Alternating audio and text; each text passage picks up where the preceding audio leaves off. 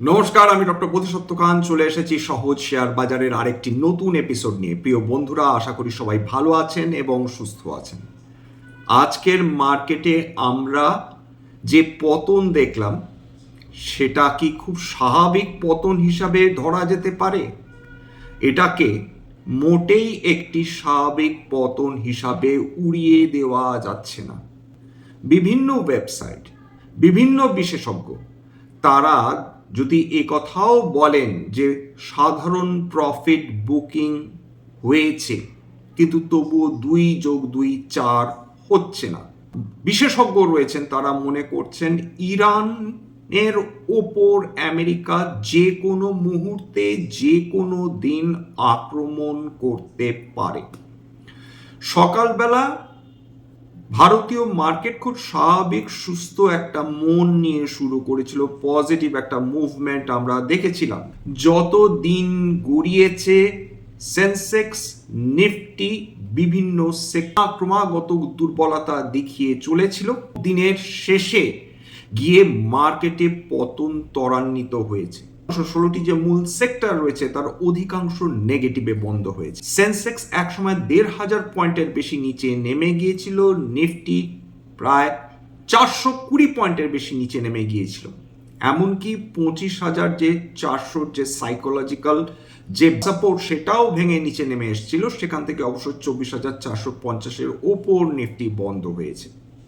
কিন্তু এ কথা অনস্বীকার্য যে বিগতকাল রাতে যখন ন্যাসড্যাক সহ সমস্ত আমেরিকার যে ইন্ডাইসেসগুলো সেগুলো পজিটিভে ছিল, আজকের সকালের শুরুতে এশীয় মার্কেটে তেমন মারাত্মক কোনো পতন দিয়ে শুরু হয়নি। গিফট নিফটি একটা পজিটিভ স্টার্ট এর ইন্ডিকেশন দিয়েছিল, সেখান থেকে হঠাৎ করে এই দ্রুত পথ যে পরিবর্তন হলো তার পেছনে বেশ কয়েকটি কারণ রয়েছে।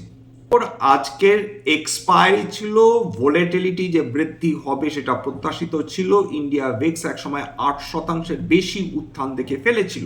পরপর 3 দিন শেয়ার বাজারে উত্থান হয়েছে। এটা যেরকম ঘটনা, ঠিক এর সঙ্গে একটা কথাও তো আমাদের মেনে নিতে হবে। বিগতকাল ফরেন ইনস্টিটিউশনাল ইনভেস্টার্সরা তারা প্রায় 1,000 কোটি টাকার উপর কেনাকাটি করেছেন এবং আজকের দিনে প্রফিট বুকিং একটা লেভেল অবধি অ্যাকসেপ্ট করে নেওয়া যায়, কিন্তু হঠাৎ করে দিনের শেষে দুর্দান্ত পতন, সেটা একটা জিনিসই ইন্ডিকেট করছে যে আমেরিকা যে দাদাগিরি বিগত বহু যুগ ধরে চালিয়ে এসছে সেটা এবার তারা ইরানের ওপরও প্রয়োগ করতে চলেছে। বিগতকাল প্রায় 4%-এর ওপর বৃদ্ধি পেয়েছিল ক্রুড অয়েলের দাম। আজকের দিনও ক্রুড অয়েল প্রায় 1.5% বৃদ্ধি নিয়ে ট্রেড করছিল এবং ভারতবর্ষে ক্রুড অয়েল প্রতি ব্যারেল তেল 6,000 টাকার উপর উঠে গিয়েছে। মাত্র মাসখানেক আগেও ক্রুড অয়েলের দাম 5,000 টাকা প্রতি ব্যারেলের কাছাকাছি ঘোরাঘুরি করছিল। যত ক্রুড অয়েলের দাম বৃদ্ধি পাবে তত কিন্তু ভারতীয় অর্থনীতির ওপর ক্রমাগত চাপ বৃদ্ধি পেয়ে চলবে। একদিকে রাশিয়ার কাছ থেকে আমরা তেল কেনা কমিয়ে দিয়েছি, আমেরিকার কাছ থেকে এবার যদি তেল কিনতে হয় সেটা আমাদের বর্ধিত দামেই কিনতে হবে। উপরন্তু মধ্যপ্রাচ্যে যদি আমেরিকা ইরানকে আক্রমণ করে তাহলে তেলের দাম কিভাবে বৃদ্ধি হতে পারে, কারণ বিশ্বের 20% তেল ওই যে স্ট্রেট অফ হরমুজ অর্থাৎ ইরান এবং ইউনাইটেড আরব এমিরেটস তথা ইরাকের মাঝখানে যে ছোট্ট যে সামুদ্রিক যে অংশ যে স্ট্রেট অফ হরমুজ, সেখান দিয়ে তো বিশ্বের 20% জ্বালানি তেল এক্সপোর্ট হয়। ইরান তো বলেছে তারা ছেড়ে দেবে না, যদি তাদের উপর আক্রমণ হয় সমস্ত জাহাজ দ্বারা তেল বহন করে নিয়ে যায় তার ওপর তারা আক্রমণ শানাবে বলে আগেই সতর্কতা তারা জারি করে রেখেছে। ক্রুড অয়েল যেটা প্রায় $67 ওপর ট্রেড করছিল এবং ব্রেন্ট সেটা $70.31 প্রতি ব্যারেল ট্রেড করছিল। স্বাভাবিকভাবে আমেরিকা তো তার জন্য ডিসকাউন্ট ভারতবর্ষকে দেবে না। রাশিয়ার কাছ থেকেও যদি তেল না কিনতে পারা যায়, মধ্যপ্রাচ্যের থেকে যদি তেল আমরা না নিতে পারি এবং যদি আমেরিকা ইরানের যুদ্ধ যদি রূপ পায়, তাহলে ভারতবর্ষের জন্য সেটা মারাত্মক ক্ষতি। জিওপলিটিক্যালি তো বটে এবং জিওপলিটিক্যাল রিলেশনসগুলো ভারতবর্ষের জন্য অত্যন্ত ক্রিটিক্যাল। বহু বছরের সাধ্য সাধনার পর আমরা মধ্যপ্রাচ্য দেশগুলোর সঙ্গে সুন্দর সম্পর্ক তৈরি করতে সক্ষম হচ্ছিলাম। আফগানিস্তান ল্যান্ডলকড কান্ট্রি, যেই দেশটি পাকিস্তানকে চাপে রেখেছে, ভারতবর্ষের সঙ্গে সুসম্পর্ক রেখেছে, সেখানে ঢোকার জন্য আমাদের ইরানের চাবাহার যে পোর্ট রয়েছে, বন্দর রয়েছে, সেখানে ভারতবর্ষ কয়েকশো মিলিয়ন ডলার অলরেডি ইনভেস্টমেন্ট করে ফেলেছিল। ইরানের মানে শাহ যখন ছিলেন, অর্থাৎ রেজা পেহলভি, তার পিতা যখন ইরানের সম্রাট ছিলেন, তখন ইরানের সঙ্গে আমাদের সম্পর্ক খুব খারাপ ছিল। তারা পাকিস্তানকে সমস্ত দিক থেকে সমর্থন করত, কিন্তু ইসলামিক রেভলিউশনের পর যখন শাহ আমেরিকাতে পালিয়ে যায়, তারপরও কিন্তু কয়েক বছর ভারতের সঙ্গে ইরানের সম্পর্ক স্বাভাবিক ছিল না। কিন্তু সেখান থেকে দিনের পর দিন আস্তে আস্তে সম্পর্কের যে বরফ ছিল সেটা ধীরে ধীরে গলতে শুরু করে, ইরানের সঙ্গে একটি সুন্দর সম্পর্ক তৈরি হয়। চাবাহার যে পোর্ট রয়েছে, যেখানে ভারতবর্ষ এতটা অর্থ ঢেলেছে, দুটি কারণে। এক, স্ট্র্যাটেজিক্যালি ইম্পর্টেন্ট, যেখানে বসে পাকিস্তানকে চাপে রাখা যাবে। উপরন্তু আফগানিস্তানে এন্ট্রির জন্য ভারতবর্ষকে ইরান দিয়েই ঢুকতে হবে। তার ফলে যদি এই মুহূর্তে আমেরিকা ইরানকে আক্রমণ করে, তাহলে আফগানিস্তানে ভারতবর্ষের এন্ট্রি নেওয়াটা খুবই ডিফিকাল্ট হয়ে যাবে, এ ব্যাপারে কোনো সন্দেহ নেই। এছাড়া ইরানের সঙ্গে যে আমাদের কয়েক বিলিয়ন ডলারের যে ব্যবসা রয়েছে, যার মধ্যে মূলত ভারতবর্ষই ইরানের সবচেয়ে বেশি তাদের পণ্য রপ্তানি করে থাকে, সেটা দারুণভাবে ক্ষতিগ্রস্ত হবে। অর্থাৎ আমেরিকার সঙ্গে সম্পর্ক বজায় রাখতে গিয়ে ইরান এবং রাশিয়ার সঙ্গে আমাদের সম্পর্কটা নিয়ে যদি টানাপোড়েল তৈরি হয়, সেক্ষেত্রে ভারতবর্ষের পক্ষে সেটা ক্ষতির একটা আশঙ্কা তো ডেফিনেটলি থেকে যায়। আজকের সমস্ত সেক্টরে পতন এসেছে, এবং আইটি সেক্টর যেরকম আগেও চাপে ছিল, এখনো চাপে রয়েছে। এআই সামিট ভারতবর্ষে শেষ হয়নি। যত দিন যাচ্ছে, যারা বড় বড় ইনভেস্টার্স, যারা বড় বড় এন্টারপ্রেনার্স, যারা এআই নিয়ে কাজ করছেন, তারা প্রত্যেকে বলছেন যে ইনফরমেশন টেকনোলজি সেক্টরের খোল নলচে বদলে দিতে হবে নতুন 2030-এর মধ্যে। কে বলছেন? শ্রী বিনোদ খোসলা। বিনোদ খোসলা যে সে মানুষ নন, ভারতবর্ষের মানুষ। আইআইটি থেকে পাশ করেছেন, আমেরিকাতে গিয়ে প্রথমে সান মাইক্রোসিস্টেম বলে একটি আইটি কোম্পানি খোলেন, পরবর্তীকালে খোসলা এন্টারপ্রাইজেস, এই দুটির মাধ্যমে তিনি প্রায় 13 বিলিয়ন ডলারের নিজস্ব পার্সোনাল ওয়েলথের মালিক হয়ে গিয়েছেন। বিশ্বের প্রথম 300 বা 350 যে মানুষ রয়েছেন, রিচেস্ট যে ফোর্বসের লিস্ট রয়েছে, তার মধ্যে বিনোদ খোসলা অন্যতম। তিনি বলছেন আইটির অস্তিত্বই বিপন্ন। এরকম ধরনের মানুষ যখন এই ধরনের বক্তব্য রাখেন, এবং মনে রাখবেন তিনি নিজে কিন্তু একটি আইটি কোম্পানির মালিক, তিনি যখন বলছেন যে আইটি কোম্পানিগুলোর অস্তিত্ব বিপন্ন, যদি তারা সামনের 5 বছর মধ্যে না বদলে ফেলতে পারে নিজেদের, তবে আইটি সেক্টরের অন্তর্গত বিভিন্ন কোম্পানিগুলোর অস্তিত্ব নিয়েই প্রশ্ন উঠে যাবে। এবং তিনি বলছেন যে ভারতবর্ষের প্রথম এআই প্ল্যাটফর্ম সার্ভামে তিনি যথেষ্ট পরিমাণ বিনিয়োগ করে রেখেছেন। অর্থাৎ ভারতবর্ষে যে মেক ইন ইন্ডিয়া, তার মধ্যে তিনি ইনভেস্টমেন্টের কথা তিনি জানিয়ে রেখেছেন।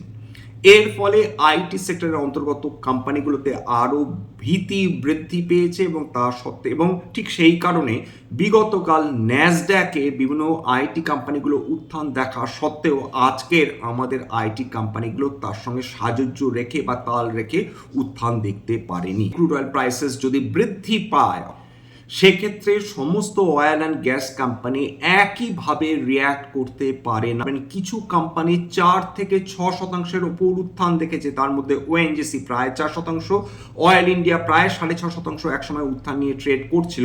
অথচ বিপিসিএল, এইচপিসিএল প্রায় 4%-এর কাছাকাছি পতন, রিলায়েন্স ইন্ডাস্ট্রিজ 2%-এর কাছাকাছি পতন নিয়ে ট্রেড করছিল। কেন? এই সমস্তগুলোই তো অয়েল অ্যান্ড গ্যাস কোম্পানি। এখানে একটা জিনিস আমাদের মাথায় রাখতে হবে যে সবগুলোই অয়েল অ্যান্ড গ্যাস কোম্পানি নিঃসন্দেহে, কিন্তু এর মধ্যে কয়েকটি আপস্ট্রিম কোম্পানি হিসেবে ধরা হয়, কয়েকটিকে ডাউনস্ট্রিম কোম্পানি হিসেবে ধরা হয়। আপস্ট্রিম কোম্পানি মানে যারা কাঁচা তেল মাটি থেকে উত্তোলন করে এবং অন্যান্য কোম্পানিকে বিক্রি করে। এর মধ্যে রয়েছে অয়েল ইন্ডিয়া, এবং ওএনজিসি অন্যান্য রিফাইনারি কোম্পানিকে বিক্রি করে।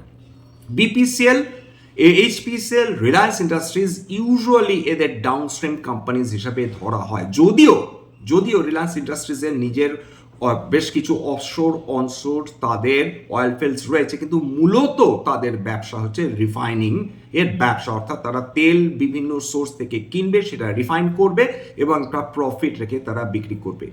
একে তো রাশিয়ার কাছ থেকে তেল কেনা বন্ধ করতে বাধ্য হচ্ছে রিলায়েন্স ইন্ডাস্ট্রিজ, তার ফলে তাদের বিপুল পরিমাণ ক্ষতি হচ্ছে।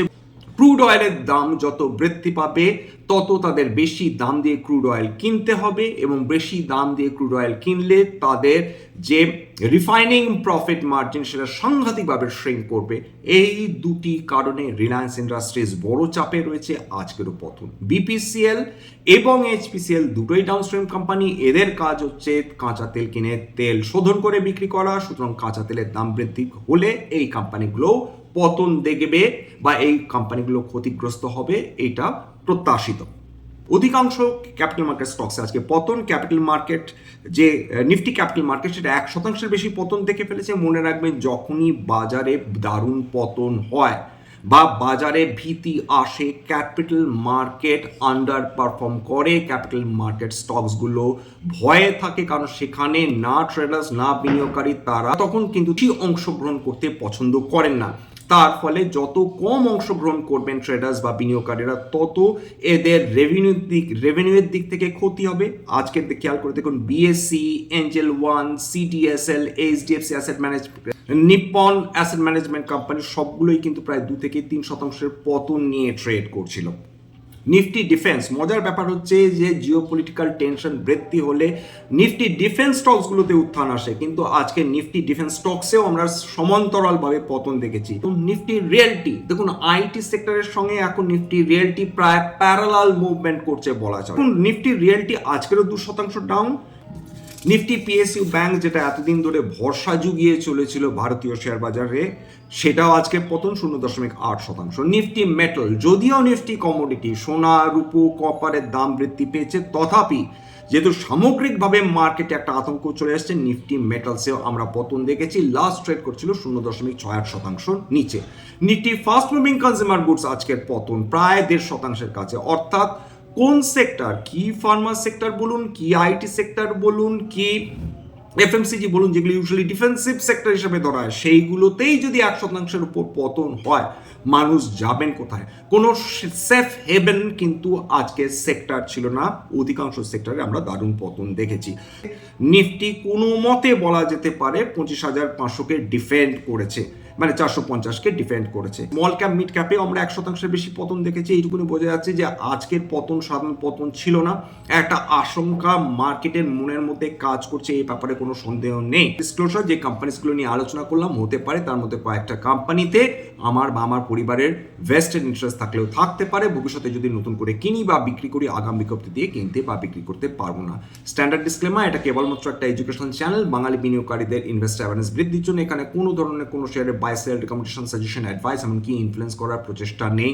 আমার কথা শুনে যদি কোনো শেয়ার বা কোনো অ্যাসেটে যদি বাই সেল সিদ্ধান্ত নেন, ক্ষতির মুখোমুখি হতে পারেন। সুতরাং সবসময় একজন সেবি রেজিস্টার্ড ইনভেস্টমেন্ট অ্যাডভাইসারের পরামর্শ নেওয়ার চেষ্টা করবেন বা নিজের ডিউ ডিলিজেন্স করবেন, সেক্ষেত্রে আপনারা উপকৃত হলেও হতে পারেন।